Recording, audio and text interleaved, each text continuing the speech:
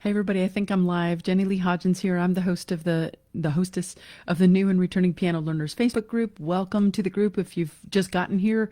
And I'm going to try something a little different today. Hopefully it works. First of all, I want to let you know what I'm going to be talking about today. Oh, see, now I'm already looking at the settings and wondering if I'm going to be able to do what I want to do today. But action needed. I'm sorry, let me talk to Facebook for just a second and make sure this is going to work. Okay. They're telling me the frame size is somehow not right. Wow, I've never had this. And I will definitely edit this out so anybody catching it on the replay doesn't have to go, what? Trying to just get my settings right so I can go live. But basically, while I'm trying to figure this out, I wanted to jump in today and give some highlights from this week's piano practice challenge and share some of the cool stuff. Okay, it's telling me what to, and share some of the cool stuff that some of the members in the group have taught me and shared with each other. And then I also wanted to answer Michelle's question, and some of you might want the same answer. She was curious to know, to learn the differences between natural, harmonic, and melodic minor scales. So let me just set this frame. They're telling me to change the video length, or the video frame size. This is crazy. I'm like, okay, I'm going to ignore that and just keep rolling and see if I can make it. And what I wanted to do, and now I don't see it on here, I wanted to share my screen with you, and that little setting to share what I have on my screen has suddenly disappeared. So if anybody knows, once you're live like this, if you want to then share the screen so you can see on my computer, I wanted to show you some visuals.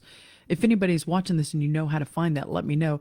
Otherwise, what I'll do is I'll go through the first part of my presentation, and then I'll come back, and I know it will share the screen if I restart the live, and I'll do the second part that way. Yeah, I'm obviously not tech savvy on this end of the screen. So, oh, I really wish I could find that, though. It's just very annoying. So first of all, thank you if you're with me. Let me know if you're with me, if you're that patient. Hashtag live and hashtag replay if you're catching it on the replay. And just want to kind of look at my notes here and let you guys know how awesome it was during piano practice week to hear from you. Lots of you guys, I'm just going to ignore Facebook telling me stuff right now. Lots of you guys shared within the group with each other and helped me in my piano practice as well. So I just wanted to share a little bit of the highlights from piano practice week this week because, well, that was redundant, because some of you haven't done that yet. Some of you got into the group a little late, and I want to start it again this week. So if you got in on the piano practice week, piano practice challenge last week, just a little smidge late, no worries. We're going to start new, fresh today. So, and I want to give you little tips that I learned from some of the people in the group as well. So first of all, let me know in the comments, did you join the piano practice challenge in the group this week? Are you one of the ones that was in there? And even if you didn't post in the group, did you join us in the piano practice challenge? And please let me know in the comments. Drop me a piano emoji if you were in the group. Give me a piano emoji or a music emoji. Let me know you were there and you participated. And then also please let me know in the comments below, how did you do towards your piano practice schedule goals? Like, for example, for me, I was stealing Maria Dolnicki, a piano teacher in the group. I was stealing her idea for this whole piano practice challenge, and her goal for her students was to practice 5 out of 7 days this week. And my goal always is to practice every single day, even if I use the 5-minute rule. So I actually did not practice all 7 days. I missed one day. It was a crazy week, long story shorter. But I did use my 5-minute rule on the 6th day, and my 5-minute rule is literally just, if all you have the energy or time for is to sit at the piano for 5 minutes, or look at your music score for 5 minutes somewhere, or listen to music for 5 minutes. And what I did was listen to music. I put my headphones on, and I listened to all the pieces that I've got a playlist of all the pieces that I'm working on, and I listened to them at least that one day that I couldn't practice. So pat myself on my back. I did 6 out of 7 days. That's pretty darn good, I think, considering I'm a busy adult. But let me know in the comments below, did you meet your goal? Did you have a 5-day goal or a 3-day goal or everyday goal? And let me know in the comments if you made it through. How far did you get? And if you're like me and you didn't quite make your goal, that's okay. Count what you did. I think that's so important that we count. This is what I did accomplish, and don't focus on what I didn't do. Because there's always a new week. There's always a new day. And checking my notes here to see if I forgot anything. Oh yeah. Did you use that 5-minute rule? Let me know if you did that in your practice schedule this week. If you had to use my 5-minute rule, I'd love to know if anybody did that and how it worked for you. It's really good for me mentally, just if I'm so tired or I'm so busy and that's the only moment I had, at least I listened to the music and I kept it fresh in my brain. Sometimes I read the music, at night or even over breakfast, just to keep it fresh. Also, as part of my piano practice challenge, that I gave to you last week, I always ask you to include a reward for yourself, not only during the piano practice session, but also if you made your goal. So my goal was, if I make it every single day, I'm going to give myself the reward of choosing a brand new place to go hiking. And I didn't quite make it, but I'm going to do it anyway, because I was 6 out of 7 days. That's pretty good. So go ahead and drop your comments and let me know if you made that goal and if you gave yourself a reward, and let me know what your reward is. For doing a good job, for making your practice schedule happen. And also, let me know, it will help other people if you drop your reward idea, because mine's a new hiking space or place. Sometimes mine is eating dark chocolate ice cream. So, maybe you'll inspire somebody else. Let us know what you're going to reward yourself with if you meet your practice goal. It's always good to have something to work towards, What else I'm going to say? I'm going to check the comments in just a second. I just want to run through my notes, make sure I'm giving you everything I'm supposed to say. I also saw throughout the piano practice challenge week within the group, I saw some really invaluable videos, some photos. Some of you shared your goals and your practice routine, and some of you guys gave tips in the group about what was working for you in your piano practice sessions, which again, I stole these ideas straight from Maria Dolnicki's. That was her goal for her students this week, and we just adapted that goal to our group. So first, I want to say thank you for inspiring me and each other by dropping those shares in the group with your photos and your videos and your goals and your comments and your support for each other. And because I'm learning from you guys as well, and it inspires me to look at my practice differently. So yay! A few tips I want to share from the group members that I thought were really, really helpful. See if I can read my notes. Usually I type my notes up. I didn't have time. Oh, I think this was Tina that shared this in the group. She said she chose some easier level pieces of music. And I think that's an incredibly good tip for anybody returning to the piano, especially as a busy adult. Or if you're dealing with tension, or I actually had a bout of tendinitis for a while there, and so I had to revisit how I was playing.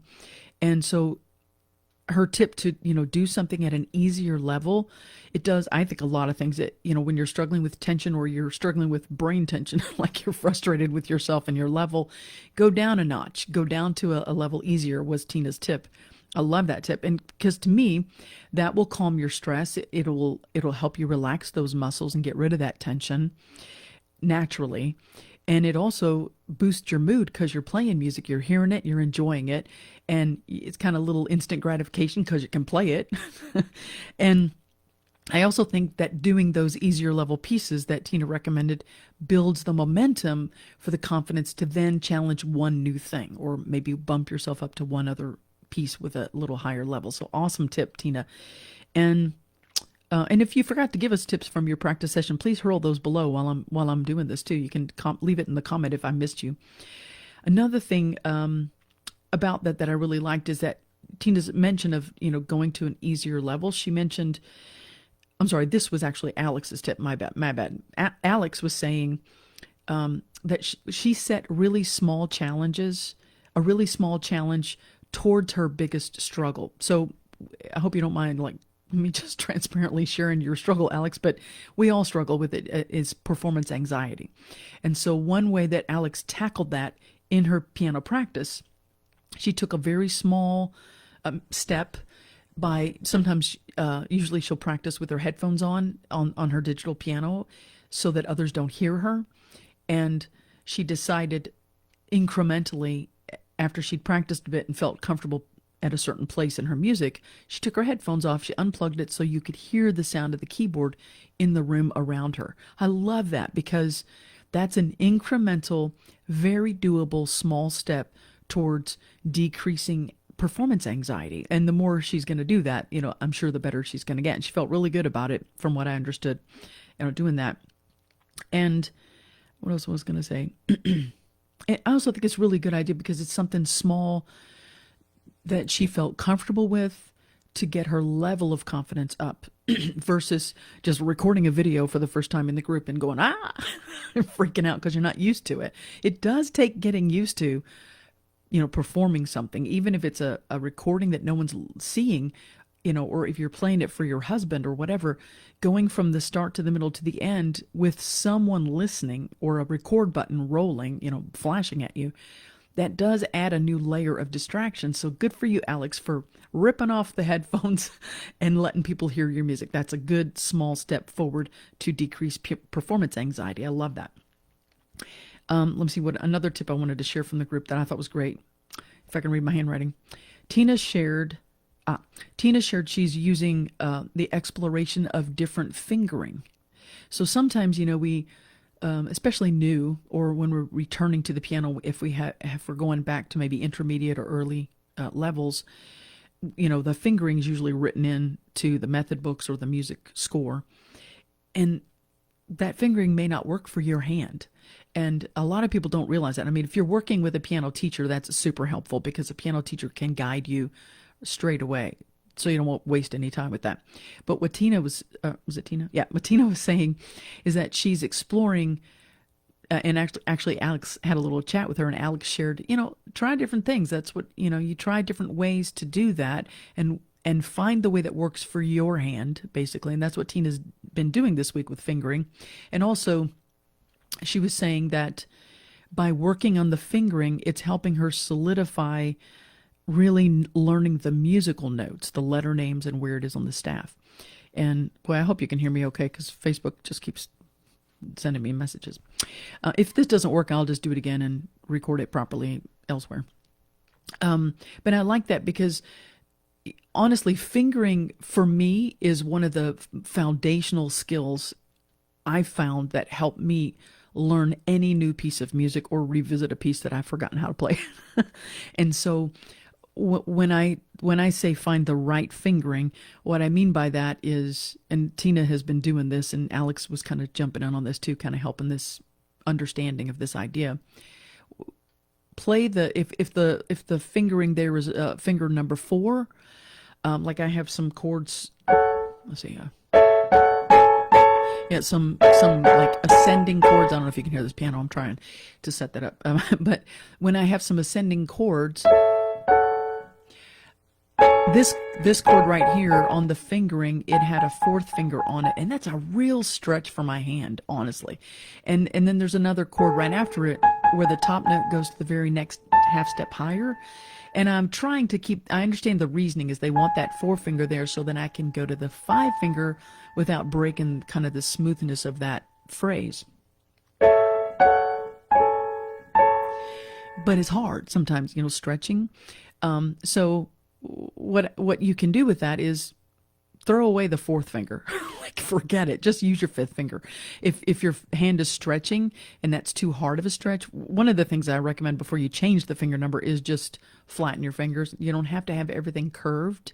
If it's a stretch, you can't really curve, and that will cause tension. So I just learned to flatten it for a stretch, and that relieves a lot of that tension. But even easier is to change the 4th finger to the 5th finger, and then you try your best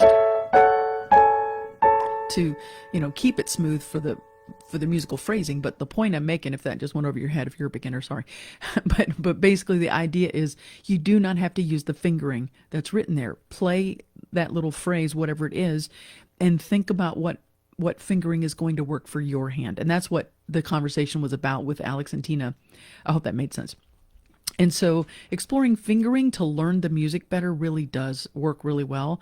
The other thing that Tina shared, in a tip that she shared in the group, was that she's practicing something 3 times correctly before moving on to the next thing. And she made me laugh because she said, which means you practice 156 repetitions before you can actually play 3 times in a row.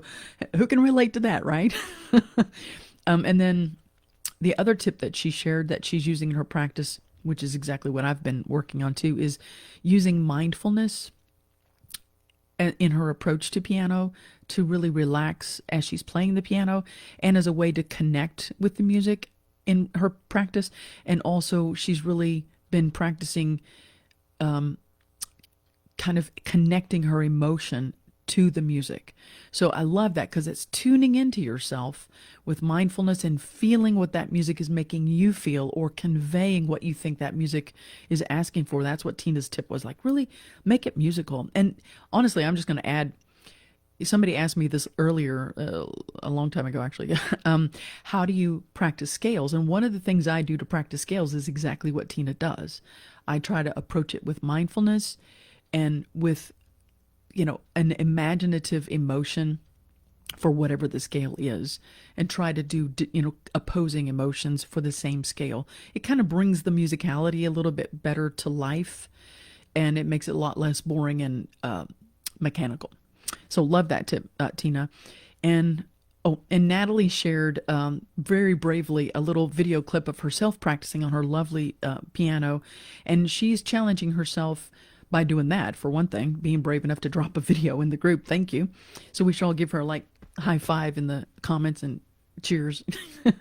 And then hopefully she's inspiring you to do yours next. And she shared in the practice a really lovely recording of her practicing the composer Joe Hisaishi.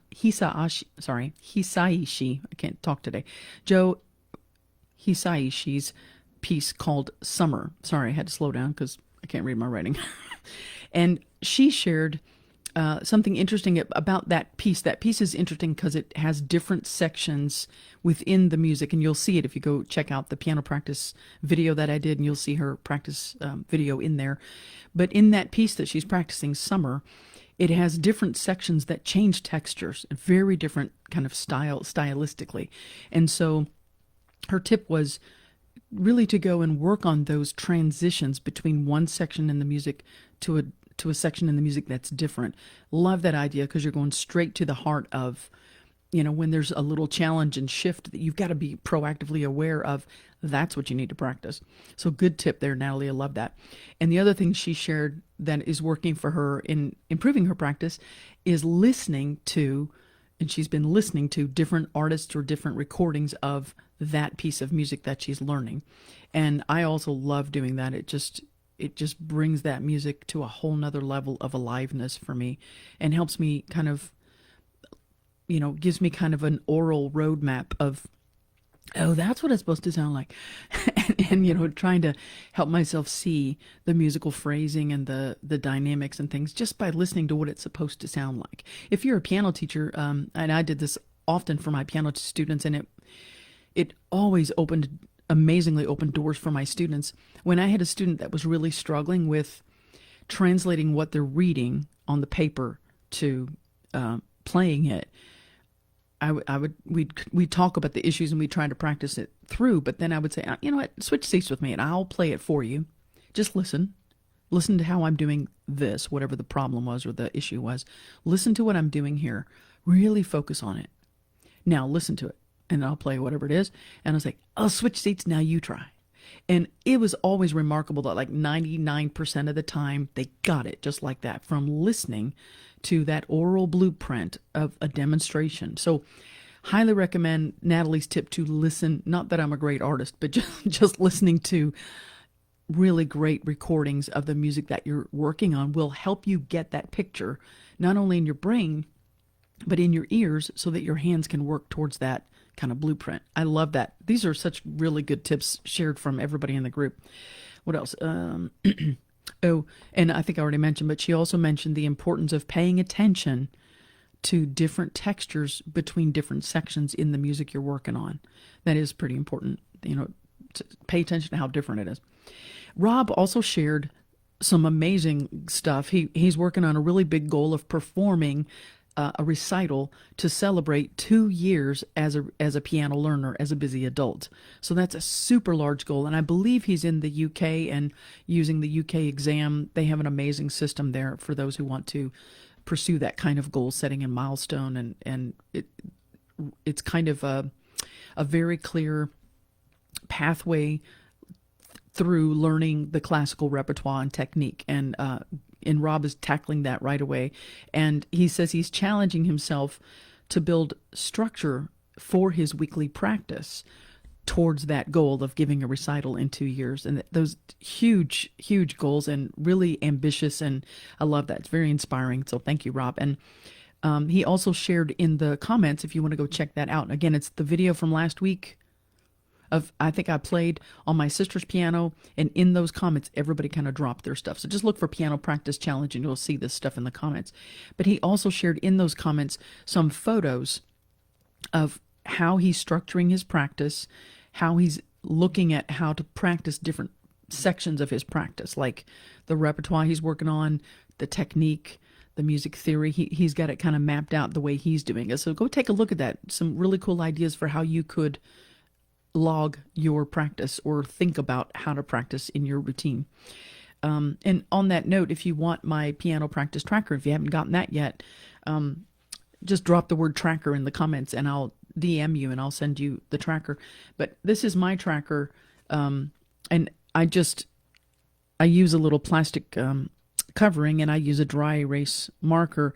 And you can see I checked off every day pretty well, except Saturday. The only thing I had time for was that one check of reviewing, and what I did was listen to the music. And I think it's actually not a bad idea to have one day off for anything, for work or whatever. But even just to have 6 out of 7 days, I still think that's a great idea. And if you've done 5, that's great. And if you can only do 4, it's okay. Having a little break is not actually a bad idea, but not too many breaks, because then you forget. Let's see what else. I just wanted to share some of the highlights from the week and the tips that other people shared. What else? And so I just want to encourage you guys, let's keep this going. I'm going to create a new piano practice challenge for the week. And if you want to drop your schedule goals, your pieces that you're working on, what you're challenging in those pieces, and specific goals you're trying to get to. For example, I'm practicing, one of the pieces I'm doing is Bach's Invention number 8. And I have it memorized, and I have it a little bit at a faster tempo, and I want to get really comfortable at that tempo and play with suppleness and mindfulness and make it really fluent and just really relax into it. So my goal is really to play with suppleness and so that it flows more fluently and I get really more familiar with it and being able to express it. Kind of what Tina's doing in her practice. Mindful, and put my emotion into it. It's kind of, to me, a very joyful piece, but I don't quite have the joy in it yet because I'm trying to remember what comes next. So I want to get to the point where I got it, and now I can just really relax into it and feel the joy of it. So that's my goal. So if you've got a goal for your piece or what you're going to work on, please drop it, because your goals may inspire me or somebody else in the group. And we're going to keep it going starting today to next Tuesday. Set your weekly goal. How many days you want to practice, when you're going to practice, what you're going to practice, meaning what musical pieces, and then set your goals for your pieces. And then go into the group and drop your tips that are working for you, like these people did. And if you've got a question in your piano practice or a struggle with it, I recommend I'll put a post out, and you can drop your practice video and just ask us for feedback. How can I solve whatever the question is? Or you can just put the question in and ask us for feedback. If you don't want to put an actual recording in, it's okay, step by step, wherever you are, But that'd be great. What else do I want to say? Anyway, I'm going to check the comments real quick before I do the minor scales, because one of the things that came up this week in the group, I think it was Michelle that asked, what is the difference between natural harmonic and melodic minor scales. So if you're a beginner and that's like, what? Then don't worry, you can always come back to this later.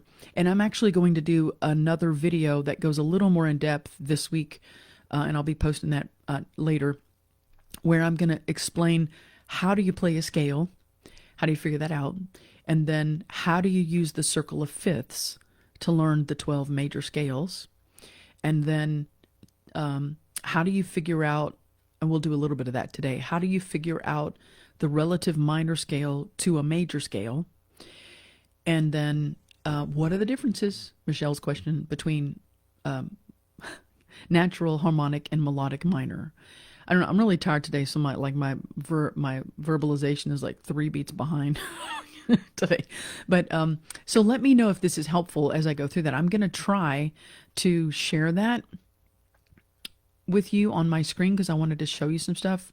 But I tell you what, I'll go through it. It doesn't look like it wants to let me show you that. So I'll show you on my keyboard, and then I'm going to come back and do another recording where you can see a little better, a little kind of addendum to this explanation.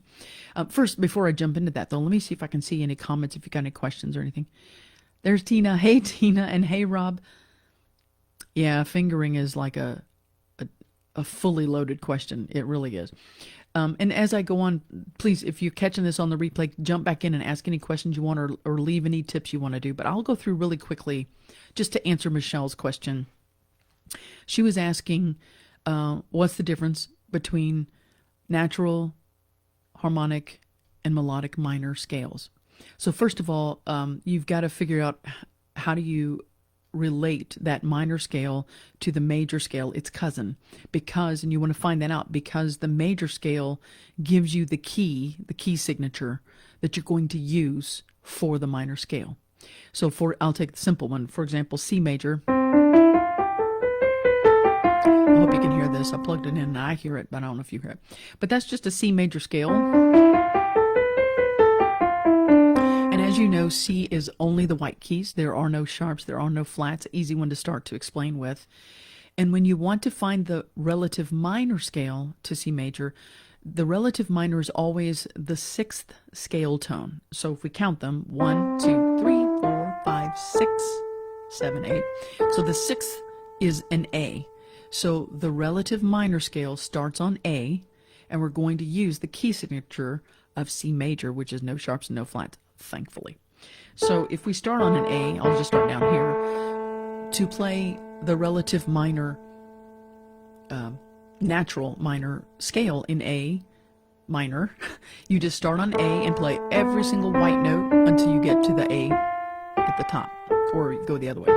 Play every white key from A to A. There's no change there.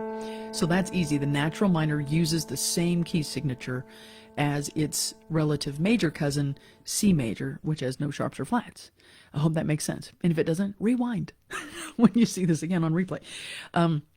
So going from there to the harmonic minor scale, the harmonic minor scale starts on A again, using the key of C major, all white keys, except when you get to the 7th scale tone, 1, 2, 3, 4, 5, 6. The 7th scale tone would be a G right before coming back to A. In a harmonic minor scale, you raise that 7th scale degree 1/2 step. So instead of playing G, we're going to play G sharp before we get to A. So I'll do it again. A, B, C, D, E, F, G sharp, which is the 7th chord tone, back to A. Or backwards, A, G sharp, F, E, D, C, B, A. So this is a harmonic minor. It has a raised 7th, up and down, whether you're ascending or descending. That's the harmonic minor in A minor. The melodic minor likes complexity. So going up, when you're ascending, when you're going up the scale in a melodic minor, you're going to raise not just the 7th scale degree, but also the 6th one. So 1, 2, 3, 4, 5. Instead of playing the 6th scale degree on F, you're going to raise that one up a 1/2 step to be F sharp. And instead of playing G, which would be the 7th scale degree in A minor, you're going to raise that to be G sharp. So you've got these 2 raised pitches. So A, B, C, D, E, F, F sharp is the 6th scale degree, G sharp is the 7th scale degree, and back to A when you're ascending, when you're going up. When you go down, luckily they are back to natural, just like the natural minor. So you just play as normal, like you would in the A natural minor. So all the white keys. So I'll do that again. So going up, A, B, C, D, E, raise the 6th scale degree to F sharp, raise the 7th scale degree to G sharp, getting up to A, and then you're going down, descending. We put them back down. We lower those 7th and 6th scale degrees. So A going down, G, which is the 7th, F is the 6th scale degree, E, D, C, B, A. So I'm just going to do a quick review. If that went over your head, hopefully this will make sense. And I'm going to give you a little pop quiz throughout the week and see if you can figure some scales out that I'll show you using these rules. And it'll be a written explanation, so it'll be maybe easier if you're learning those minor scales. But A natural minor, A minor is the 6th scale degree of C major. C, D, E, F, G, A. That's the 6th scale degree in C major. That's the note we're going to start on for A minor, and we're going to use the key signature of C major, which is no sharps or flats. So we're just going to go up to every white key until we get back to A. A, B, C, D, E, F, G, A, and back down. A, G, F, E, D, C, B, A. That's natural minor. For harmonic minor, let me know in the comments, which scale degree do I raise when I play the harmonic minor? Which scale degree? 1, 2, 3, 4, 5, 6, 7, or 8. Put the number in the comments. Let's see if you know. And that's A, B, C, D, E, F. If you put 7, you are correct. Raise the 7th scale degree, A, and then you come right back down. A, G sharp, which is the 7th scale degree, F, E, D, C, B, A. So that's harmonic minor. Put in the comments if you know the answer to this one. Which scale degrees in the harmonic, which scale degrees do we raise when we're going up or ascending when playing the melodic minor? Which scale degrees are we going to raise a half step higher when we're playing up or ascending in the scale? Let me know what number scale degrees you think we're going to raise. Drop it in the comments before I play it. I'm going to just check and see if you guys know. I don't see any comments. Come on, you guys. I'll play it for you. But this is the melodic minor in A minor. Going up, you raise the 6th and 7th scale degree. So A is 1, B is 2, C is 3, D is the 4th scale degree, E is the 5th scale degree. The 6th scale degree is going to be F sharp because we're raising it. The 7th scale degree instead of G is G sharp. And we're back to A. And going down, we're descending in a melodic minor. We just lower them right back down the half step as natural as the normal scale of C major, which is no sharps or flats. So A, G, F, E, D, C, B, A. That's my really wicked fast, quick explanation of the differences between natural, harmonic, raising that 7th scale degree, and melodic minor, raising the 6th and 7th going up and lowering the 6th and 7th scale tones going down. A melodic minor going up. Sorry, I'll say them. A, B, C, D, E, F sharp, G sharp, A, G, F, E, D, C, B, A, going back down, just the white keys. So I hope that makes sense.